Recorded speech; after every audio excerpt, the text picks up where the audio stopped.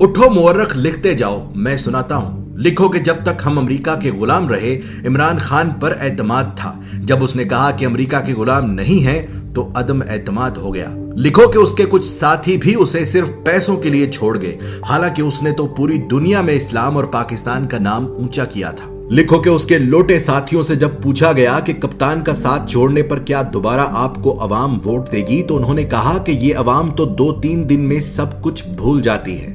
लिखो कि तारीख में पहली मर्तबा अदम एतमाद आया, और वो भी उस वजीर आजम पर जिस पर कोई करप्शन का इल्जाम तक नहीं था। लिखो कि जावेद लतीफ नामी नून लीगी रहनुमा ने सरेआम टीवी चैनल पर कहा कि हाँ, हमने पैसे देकर एमएनएज खरीदे हैं, और ये सुनकर भी इलेक्शन कमीशन नामी मुकद्दस गाय सोई रही। लिखो कि जहां एक निकाह मंसूख करने के लिए भी जज वजह पूछता है, वहां 22 करोड़ आबादी के मुल्क के वजीर आजम को हटाने की वजह न किसी जज ने पूछी, न किसी इलेक्शन कमीशन ने। लिखो कि जहां रिश्वत गुनाह कबीरा में आती है, वहां पैसे और ओहदों के लिए एमएनएज ने डायरेक्ट बोलियां लगवाई। लिखो कि जब इमरान खान ने पाकिस्तान को आजाद करना चाहा, तो उसे झुकाने के लिए सारे सियासतदान मिल गए। लिखो कि इलेक्शन कमीशन ने हमेशा इमरान खान की हुकूमत के खिलाफ फैसले किए, लेकिन वो फिर भी मुकद्दस ही रही। उसने अमीन अली गंडापुर के भाई को सिर्फ अपने हलके में जाने पर नाअहल कर दिया, लेकिन एमएनएज को खरीदने पर बिल्कुल सोई रही। लिखो कि ईमान की इस खरीदो फरोख्त ने फिर से उस अमरीकी को सही साबित कर दिया जिसने कहा था कि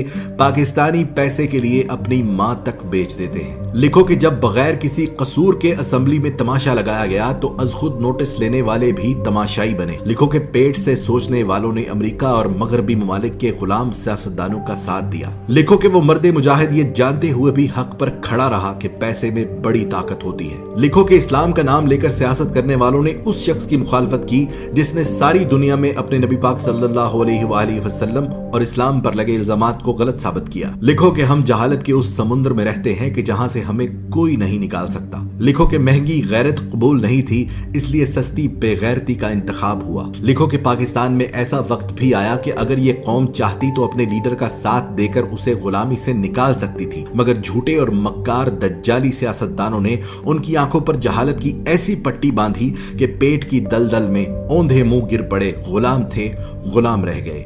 गुलामों के लिए अच्छी खबर यह है कि अल्लाह ने इस कौम पर तरस खाकर एक बहादुर लीडर दिया जो उनकी गुलामी की जंजीरें तोड़ना चाहता है। पर इस कौम ने कहा कि मैं अमेरिका और मगरिब का गुलाम था और रहूंगा। मैं गुलाम इब्ने गुलाम इब्ने गुलाम इब्ने गुलाम। वक्त ने साबित किया कि बर्रे सगीर की यह मिट्टी बड़ी बेवफा है। ये अपने जगाने वालों को खुद मार देती है। जैसे बंगालियों ने मार दिया मुजीबुर रहमान को, पाकिस्तानियों ने मार दिया लियाकत अली को, और गांधी को मार दिया हिंदुओं ने। इसी तरह इमरान खान जो पाकिस्तान को पांव पर खड़ा करना चाहता है, इंसाफ का निजाम कायम करना चाहता है, गरीब और अमीर को एक जैसी जिंदगी देना चाहता है, उसकी जिंदगी में भी कुछ ऐसा ही मोड़ है। देखना सिर्फ ये है कि क्या हमने तारीख से कुछ सीखा, क्या हमने अल्लाह पर भरोसा करना शुरू किया, या आज भी हमारा भरोसा अमेरिका और यूरोप पर है। मेरी दुआ उसके लिए जो हक पर है, मेरी दुआ उसके लिए जो पाकिस्तान का सोचता है, मेरी दुआ सिर्फ उसके लिए जिसका ईमान सिर्फ और सिर्फ अल्लाह पर है। पाकिस्तान